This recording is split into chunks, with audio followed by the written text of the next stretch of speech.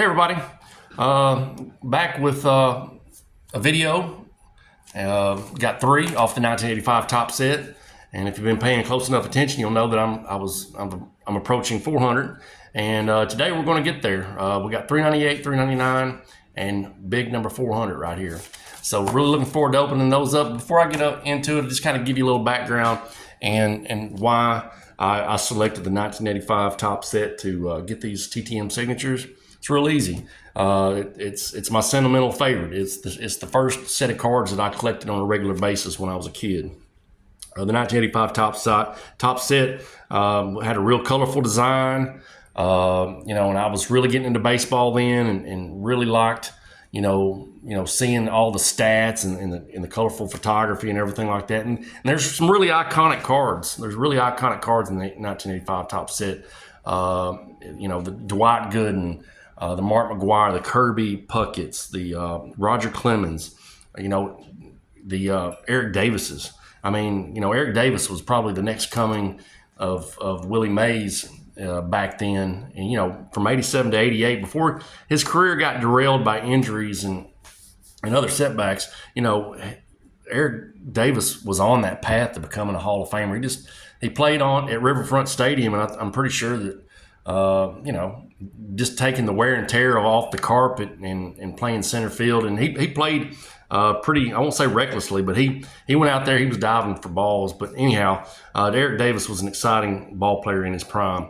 But, it just got me into collecting cards in 1985. And I collected cards pretty regularly from 1985 till about 1991, 92. And I think on the back end of my initial collecting when I was a kid, I started recognizing the cards weren't going to be worth anything. And I just kind of said, well, let's do something else. So I picked up comic books for a short little while, and then I just didn't do nothing. By that time, I was a teenager, and I was more focused on the other things, whether it be my own athletic career or girls or cars or whatever the case may be. And fast forward to about 2019, 2020, I had the opportunity to kind of go down memory lane. I had some money from the stimulus money, and I thought I would knock something off the bucket list of my things that I wanted to do. And I bought a 1985 Topps hobby or wax box. They called them wax boxes back then, I believe. They don't call them hobby boxes. But I bought a wax box, and man, I really enjoyed that. And I had all these cards, and I was like, well, what am I going to do with them? And I ended up just having them set up for a couple of years until I finally decided a couple of years back that, I'll send them in the mail and see if I get an autograph or something.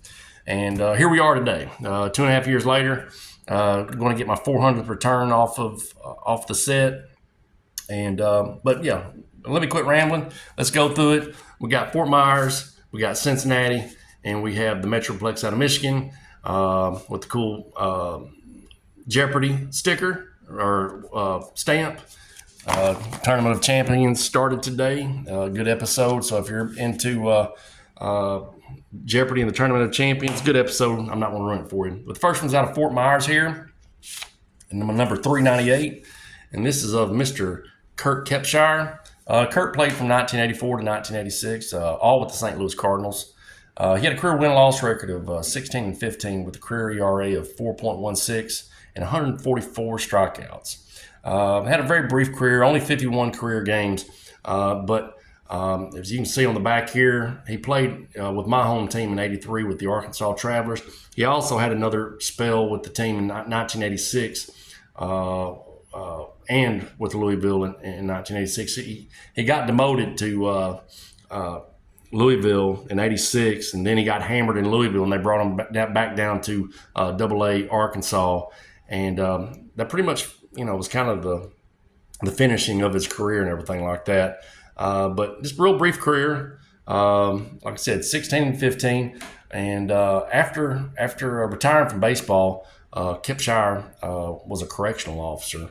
And anyhow, on Sports Card Net, I saw somebody had a return. So I took the address and I said, hey, let's see if we can get it for free. And lo and behold, here we are. We got his card of Mr. Kurt Kepshire for the low price of free. So really happy with that one. All right. Now, 399 and 400 both came in today, and whatever made me decide to pick one or the other and everything like that was because of the stamp. I knew that one had been out for a while, and I couldn't recall which one that was, so I saved it for last. And I really couldn't recall this one either, but this one's out of Cincinnati, and it's number 399. And this is of Mr. Richard Dotson. Richard Dotson played from 1979 to 1990. He started out with the Chicago White Sox from 79 to 87. Then he picked up with the New York Yankees from 88 to 89. Then he had a second go run for a year, or not a year, but for partial year with the White Sox in 89 as well. And then he finished up his career in 1990 with the Kansas City Royals. 1984, he was a All-Star. And let's see here what his stats were. In 1984, he was 14 and 15 for the year. So he must have had a bad second half there. But anyhow, in 1981, he led the AL in shutouts. And during the strike-shortened season, where's the shutouts at? There's strikeouts. There's shutouts right there with 4. And 1983, he had 22 wins with 14 complete games, and also had the dubious honor of leading the AL in walks. He finished 4th in Cy Young Award balloting for the AL. And I want you to notice something real quick. I had a little mishap after I opened up this card, and you can see that little crease there. That's something that I did, and my reflexes took over, and I accidentally kind of squeezed that with my leg when I dropped it, and it kind of got it. So anyhow, no big deal though, no big deal. But this is a Richard Dawson. After his playing career, after his playing career was over, he served as a pitching coach in the minor leagues with the Charlotte Knights. Another little interesting fact about his career, in 2018, Dotson found out his biological father was Turk Farrell, a former Major League Baseball player. And I don't know how he found out, because Turk Farrell passed away in 1977. So, if you look there, he was born in 1959. So he was almost 60? He was almost 60 when he found out who his biological dad was. I thought that was very interesting, though. But this is Richard Dotson. This was free. Also kind of in the same way of Kurt Kepshire. Just I saw an address, and I saw a return, and I thought I'd give it a go and stuff. So really happy to get this one of Mr. Richard Dotson for free. All right. So this one's actually been out for a while, and I could tell that with my stamp. I was looking at some of my older returns, and the earliest ones I got from here were back in February. So I know that this one had been out for a little bit and stuff. And I couldn't really rightly recall which one it was. So I opened it up, and I was like, he had this little deal here and stuff. And I was like, usually when I see something like this, a price list or something, I get a little kind of nervous. I'm thinking to myself, they didn't sign my card and they gave me this. But I know that I'd given this guy $10. And so anyhow, I took out the little price list, and there it was. And this is number 400, y'all, of my returns for the 1985 top set. This is Mr. Jim Essien. He played from 1973 to 1984. He played with the Phillies. He had 2 stints with the Chicago White Sox. He had 2 stints with the Oakland Athletics. Had a short, brief year in Seattle in 82, and a short, brief year with Cleveland in 1983. This is his final year in the major leagues here in 1984. But Jim was a career 244 hitter with 33 RBIs and a 307 RBIs. If there's one position that they need, solid, experienced players in baseball, it's a catcher.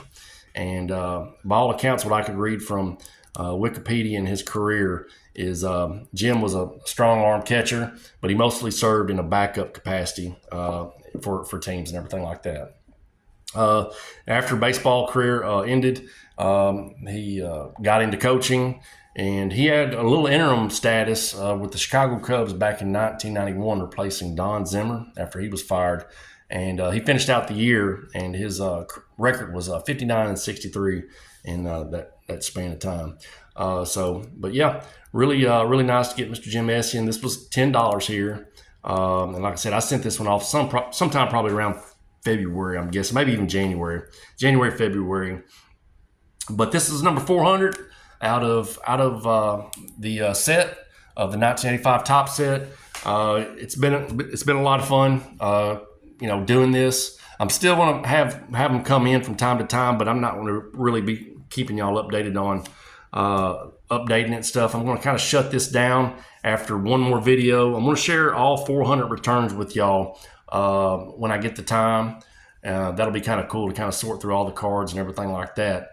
But I'll give you one more video. But yeah, this has been a lot of fun, y'all. I mean, everything that I've done as far as, I've handwritten all the letters of request. I've handwritten all my envelopes and everything like that. One thing that's happened over doing this over the course of 400 plus TTMs and whatnot is my penmanship has gotten better. I actually usually have pretty crappy handwriting and stuff, being a left-hander, but my penmanship has gotten better with the more I've done it. And anyhow, I guess it goes, I can actually get better penmanship when I get older. So, but folks, I appreciate y'all watching and following along with all my returns and everything like that. It's been a lot of fun. Like I said, I owe you one more video. I'm going to show you all 400 that I've received to this point, and might be a little bit long. So pop you some popcorn or sit down and kind of relax a while. It may take me about 20-25 minutes to get through that. So anyhow, folks, appreciate y'all watching, and y'all take care. Bye.